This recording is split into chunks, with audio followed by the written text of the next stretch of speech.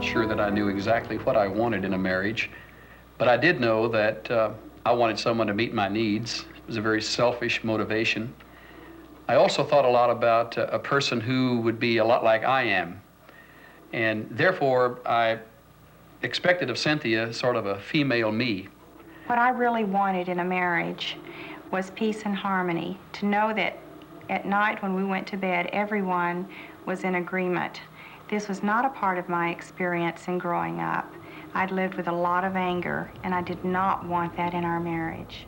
Well, we met in a bar. I came in one night, and there was a whole line of men, looked like a good night.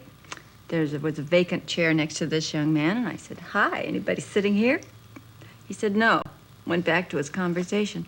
I thought, oh no, what a dud. I had to pick this seat. He didn't even offer to buy my drink. The bartender bought my drink. That's how bad it was. Well, by the end of the evening, we did kind of hit it off. We found out through overhearing one another's conversations that we were into real estate, so that gave us a good start. And divorces. We both were getting our final decree. So we had a very deep conversation about how neither one of us ever wanted to be married again as long as we lived. We had that in common. Yep, no chance. No more marriages. 3 weeks later, we moved in together. Well, when I first met Roger, I was just so much in love with him that I was sure that he'd always be everything I needed. And I expected him to be my strength and to take care of me. But after we were married, reality set in.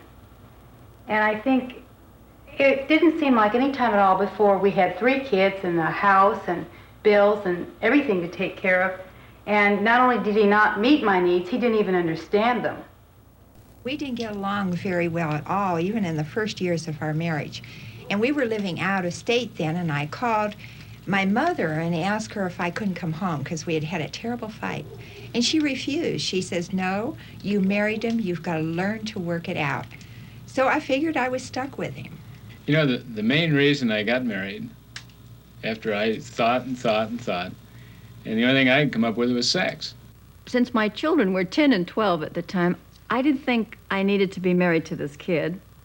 Undoubtedly, he didn't think he needed to be married to this old bag. We just wanted to kind of stay loose because of our previous experiences. Until I got custody of my children. What are they going to call him? That was important to me.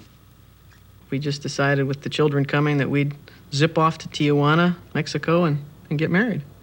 We did it. Without realizing it, I think that our marriage started out with a role reversal. I patterned my life after what I had seen my mother and my father, and my mother was very dominant, and I began our marriage being dominant. I wanted so much to be like my father. Growing up, I really so much admired my father and what he was and what he meant to us, and I so much wanted to be that way to you, and yet it wasn't working that way. You didn't know this at the time, but I wasn't secure in what my role was when we first got married, because I wanted to be all that there was to be as a husband to you, but I saw you taking that away from me, so it caused me to withdraw into myself, and I didn't love you, and I didn't love the way I was either, but I didn't know what to do about it. When I first married, I was looking for love and security. I just wanted someone that I could really trust, someone that I could really lean on, count on. I'm a longshoreman. My typical day was I get up in the morning and start up my way to work.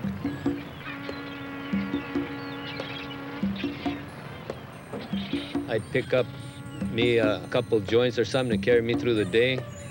Being that we work an hour on, hour off, gave us a lot of time on our time off to go to the bar and get loaded, go to the liquor store and get our booze. So it was just a continual party all the time.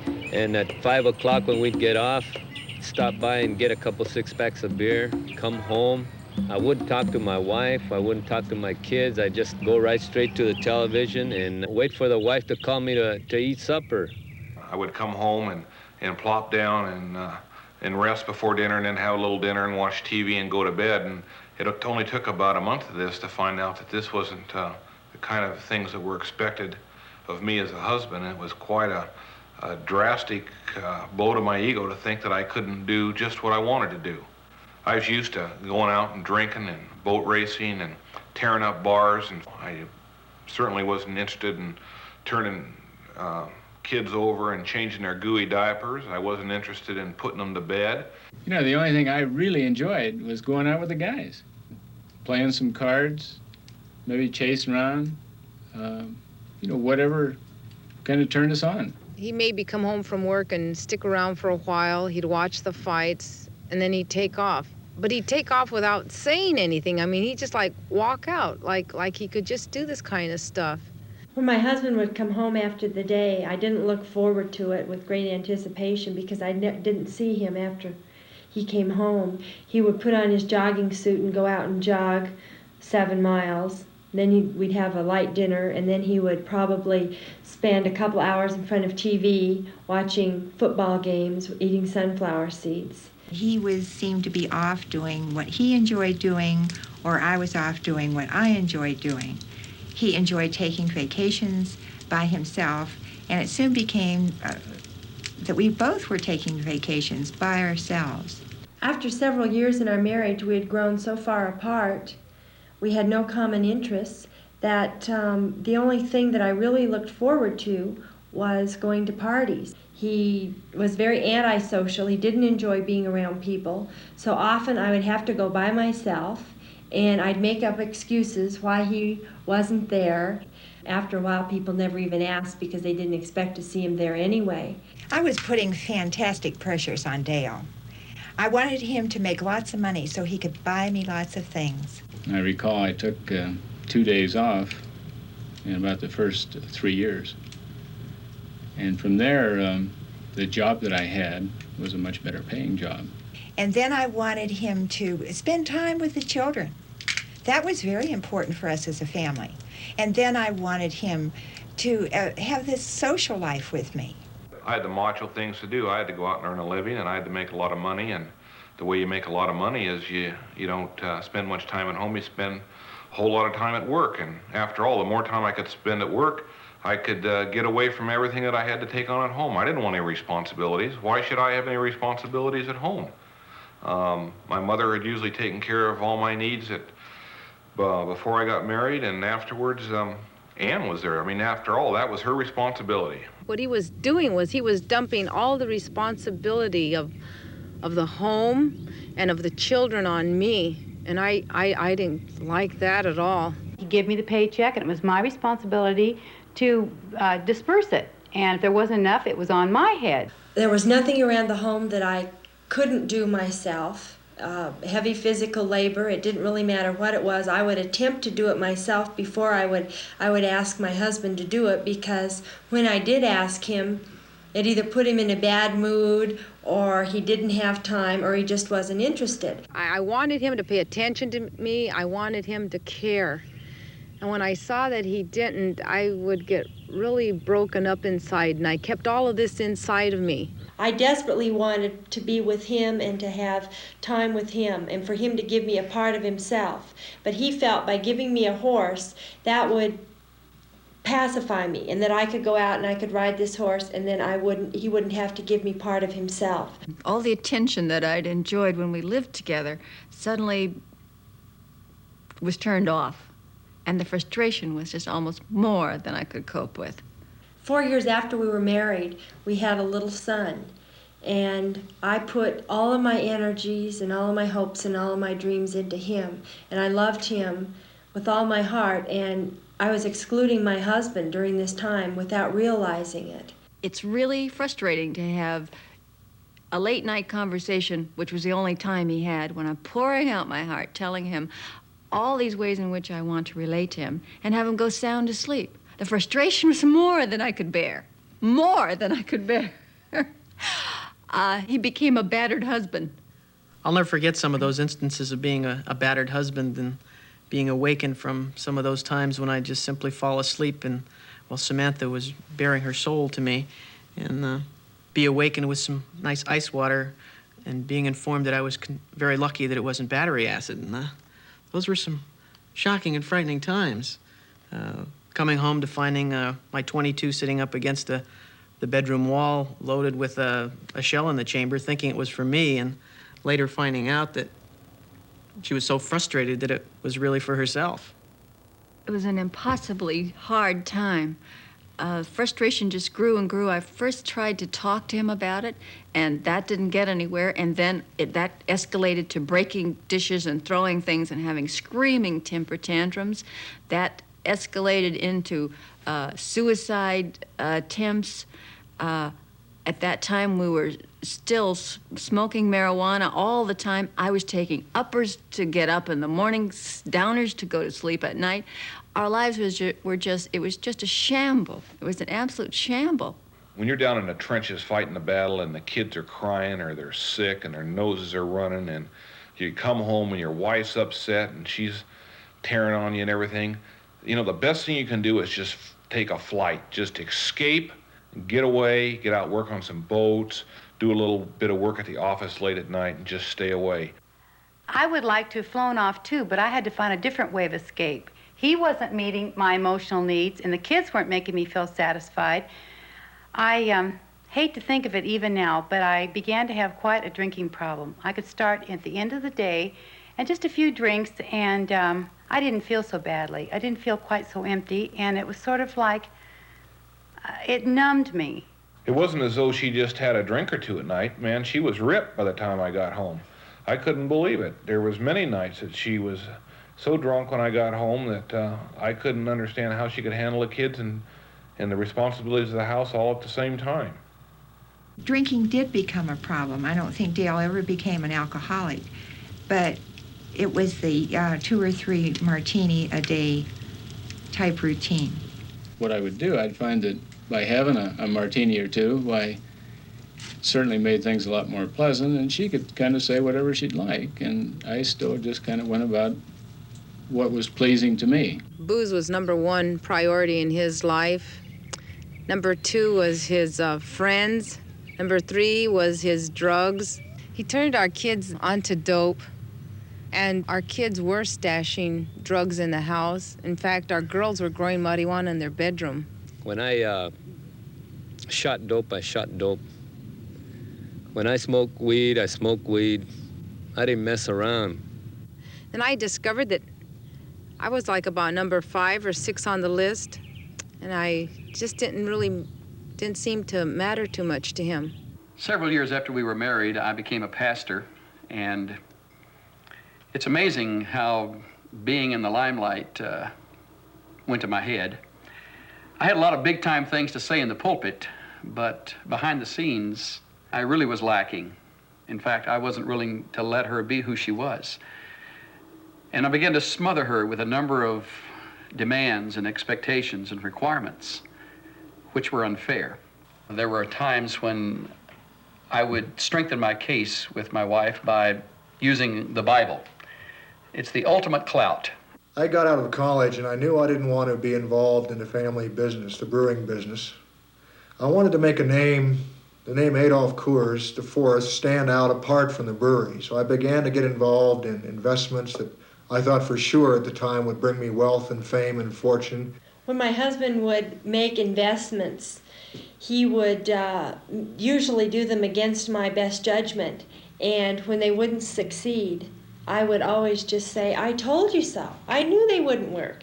Well, Roger was really doing well in business, but at home things were just shallow and empty. Our house was a collection of people living under one roof, but not a real family. Our house was like a hotel to him. You know, he'd come home, eat, sleep, his clothes were clean, and all of a sudden I felt like the maid. I felt like he was really, really using me.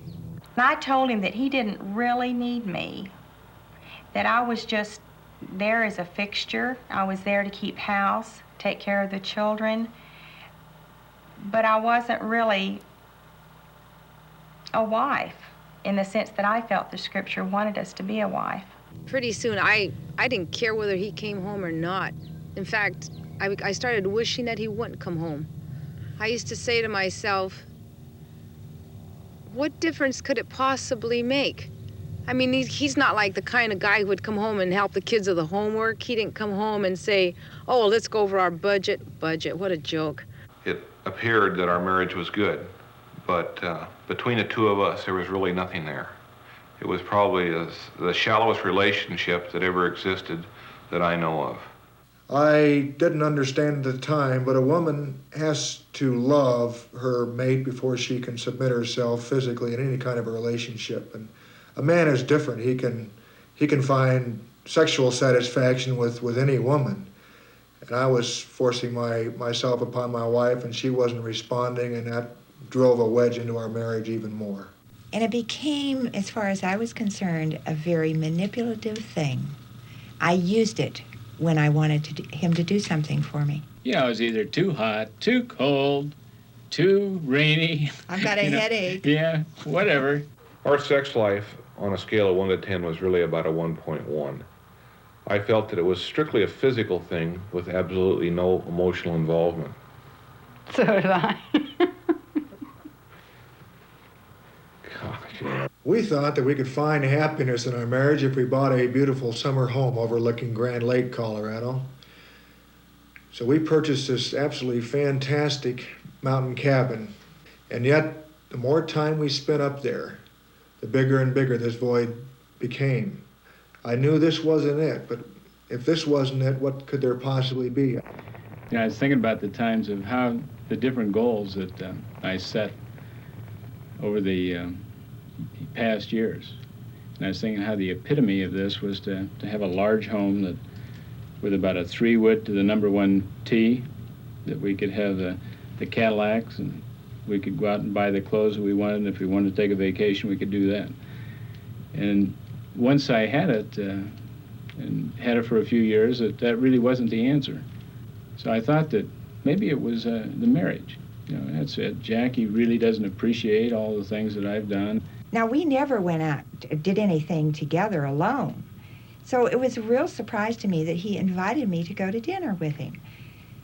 And during the course of the dinner, he asked me for a divorce. He was very much a gentleman about it. In a very polite way, he asked me for a divorce. And I was devastated. Here I tried to buy her things, I tried to give her things, I tried to fill that void in our relationship through things, and now the crowning blow was that she didn't want to move into this house that I was going to buy her, this beautiful home we'd both had our eyes on for so long. I didn't think that there'd be any reason to take on one more responsibility when we perhaps wouldn't even be together for another month. At which point I said, okay, I've tried hard to make our life and our relationship a happy one, and you didn't respond to me, so I'm going to see how you like it living by yourself. So at that point, I packed up and moved out. And I thought, this is going to bring a new dimension to my life that I've been missing. And he's been holding me back, and I haven't been having any fun, and now's my chance to really get out there and enjoy myself. Well, that didn't happen. Emotionally, at times, I would want to divorce him and leave him. I knew that theologically I couldn't do that because in my mind I had made a commitment that no matter what happened, we were going to hang together. Divorce was not an option. Divorce was not a consideration. And I had to come to terms with what God's Word says about marriage. We had a commitment to make it go no matter whether it was good or bad. And I think that really held us together at that time. That's probably all that held us together at that time. So there really never was a question of divorce. It was probably either murder or suicide. I'd done everything I could think of, good, bad, and indifferent, to awaken in him the feeling that I was a person who needed to be considered. And all it had done was to push him further from me. I felt the distance growing and growing. And I really began to be desperate at that point. And there was no solution in sight. Inside me was a desperate emptiness, and I knew that something was missing in my life, and I kept thinking, what can I put in that void? I was tired of battling my husband. I was tired of what was happening to the children and seeing what was going on with them. I saw that it was a losing battle, and all I wanted to do was die. When it got so bad, I'd even cry out, and I just would wish him dead. I'd say, God, why don't you kill him? I wanted him dead because I felt if he was dead and out of the way, you know, my problems would be solved. Up until this time in my life, I'd been very self-righteous, and I believe that probably 99% of the problems we had in our marriage were a result of Ad. And it wasn't until a friend of mine invited me to a Christian women's club that I heard a testimony by another woman which conveyed to me the power that God could have in healing a life and a marriage if you'd only trust your life to Him. A friend of mine invited me to a Bible study meeting in a home, and of course I had no intention of doing that. I had enough trouble as it was. I didn't need to do that. But I went, and the Lord made Himself known to me in a very exciting and real way. And it was through this meeting that I accepted Jesus Christ into my life. And from that moment on, I was a new person. Some Christian women asked me to go to a retreat. And I was a little threatened by that. I wasn't sure what you did on a retreat. I thought maybe you donned black robes and prayed all weekend. Well, I wasn't going to sit around the house with him that weekend. So I went off on this retreat. And I began to realize that God could meet my need. So in a bathroom, I laid my drink aside, I put out my cigarette, and I knelt down beside a tub and hung on to a shower curtain.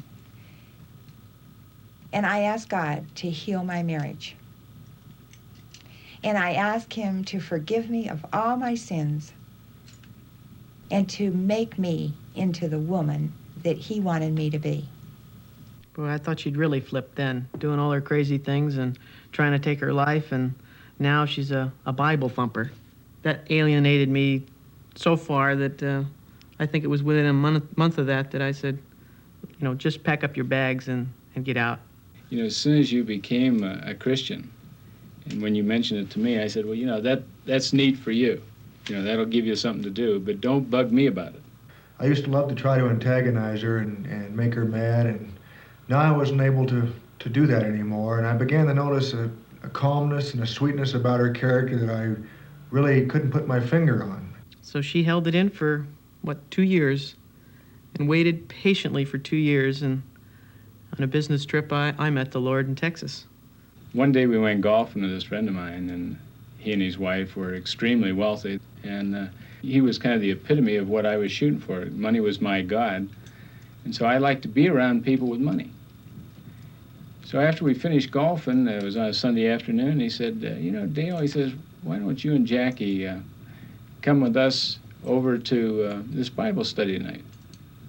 And I thought, well, you know, if it's him, it certainly can't be all bad. Well, 2 years later, in many Bible studies, especially every Sunday night, finally God started becoming real, and Jesus Christ became real. And I finally accepted Jesus Christ into my life, and even though it wasn't a bolt of lightning out of the sky, it was a gradual change, but I finally began to realize that suddenly this void was disappearing, and this peace that I was searching for so long was beginning to appear in my life. A friend of ours came by who had been living in quiet desperation for many years with his wife and told us about Jesus Christ, and it was then that we accepted him, and it started to really change our lives in a meaningful way. I remember doing a study of agape love and what it really means. I noticed that it means that we do what's best for someone else. This began to give me the freedom that I needed so that I would show my family, I would show my husband that I love them, though at the moment I wasn't feeling that love. And I've had the very happy experience since then of, I believe, experiencing what love really is. It finally dawned on me that I really didn't even know what love was. And I never loved Jackie. I never loved the kids. All that I was concerned about was myself. Finally, when God started loving through me, and to love her as He loved her in spite of the things that she did, it became very evident to me that if I didn't love Jackie, it wasn't her. It was my relationship with Him that was wrong. I released this stupid smothering that I had called love. I realized that I would not lose my wife if I released her to be who she was meant to be. As a man, she would respect me, and she would love me all the more for doing that. I think the greatest thing that God taught me was learn to accept and love my husband just as he is. In other words, God says, you love him and I'll change him. For the first time, I was more concerned about making myself into the type of wife that my husband so desperately needed, rather than trying to change him into the man that I wanted. You know, it was really after accepting Christ that Ann abdicated the throne and gave me the pants of the family back. And I at first wasn't so sure that I could wear them or they'd fit me, but with Christ's help, I really was able to handle the responsibility as a father and as a husband. Things didn't change overnight, I wouldn't tell you that, but gradually they did change, and we began to knit together as a family, a real family, and he is become the strong head of our family. Becoming a Christian isn't easy, and it doesn't mean that your life is going to be free of stress from then on. We've had our problems, and we will continue to have them, but we do have a source that we can go to now that we never had before. It's really neat to be able to sit down and, when we have real disagreements, and talk them out, to discuss them, to pray about them, and to just let it flow, kind of as two individuals that are working together for a common purpose. It's a great temptation for men in the ministry and other people familiar with the Bible to force it to say something it doesn't say, to twist it from its proper context. I suppose we could call it an occupational hazard of the ministry. Christ commands me to love my wife just as he loved the church. So in him, I have a teacher and a model of what my relationship with my wife should be.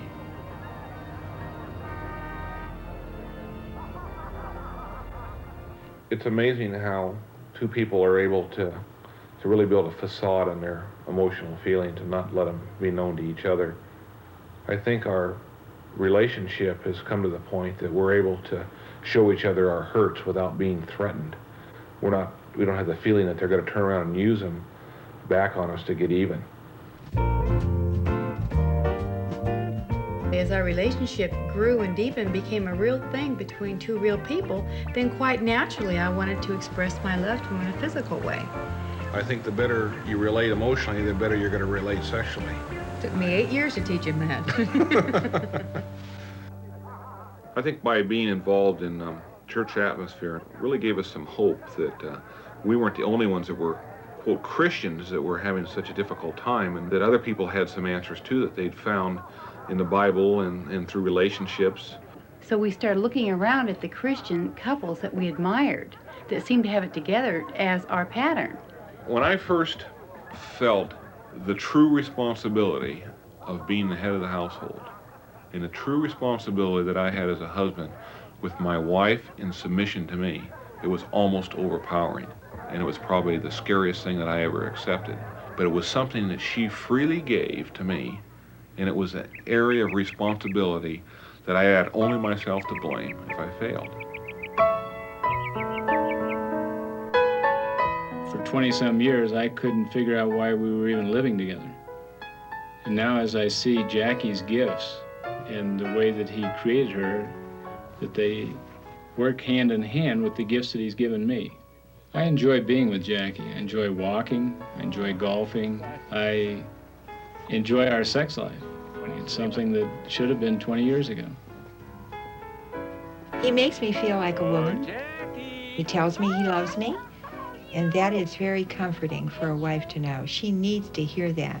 I love you. I love you. You also were included in Christ when you heard the word of truth, the gospel of your salvation. We do everything together. We pray together. We read God's word together. We share things that he shows us together. Thank you, Father, for our children, for Randy and his wife, Sally. It's good to pray individually, but I think he really honors when a husband and wife spends that time together.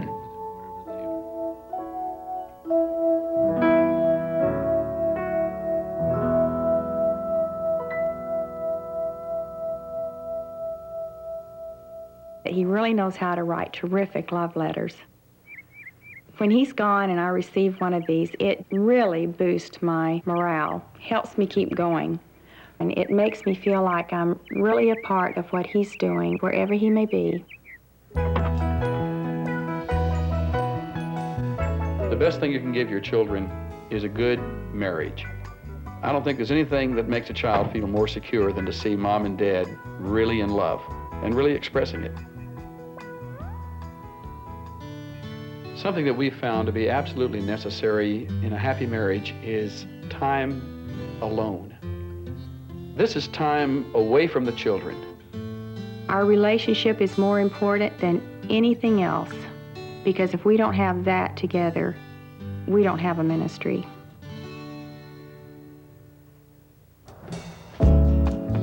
Previously, I could not stand to be around my family. I was doing everything to take me away from the home. Now, my greatest joy, next to serving Jesus Christ, is being with my family at every possible opportunity. I used to think it was kind of a sissy thing to help clean the house, but now I actually enjoy getting together with my wife and cleaning the house. We shoot pool together, we ride bicycles together, we jog together, we hike together. Our physical relationship has improved immensely. No longer are my physical lusts number one. My sole purpose is satisfying her, for God has given us a physical relationship to express our love toward each other. We go out to dinner often alone, and I feel that the romance is back in our life that was missing for so long. It's almost like we were dating again, and I get excited. I didn't like my husband for so long, and I didn't know how I could regenerate those feelings, and I did not do it myself. Only God can change a person from the inside out.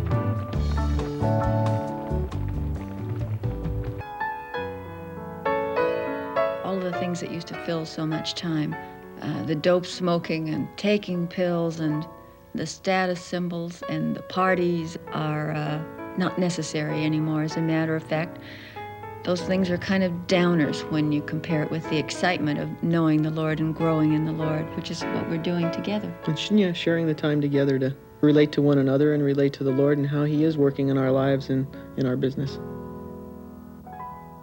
The drugs had already done their damage on my mind. And the booze, all the wrong that I had gotten into.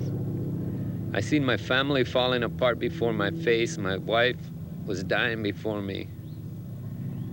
And I cried out from my soul for the first time. Before I go, I said, I want to ask you one thing. I said, please, I said, lead the kids to the Lord. And I said, God, if you take her, take me too, because I couldn't make it in this world anymore. When I opened up my eyes and I looked down at my hands, I was surprised that I was still there. It was as though I didn't know where I would wake up. I thought I had died. And I looked at my husband's head. He had his head on my lap. And he was sobbing and crying so deeply. And he just kept saying, I'm sorry, God. I'm sorry, I'm sorry. And it was a repentance, I guess, the first time I ever confessed from my heart and said, I'm sorry to God, to my wife, my children. And Jesus came into my heart. And at that moment, I knew that God was filling me with love brand new for my husband. He was filling me with His love, and He was removing all that ugly bitterness and hatred in me that had just accumulated over this awful marriage that we had.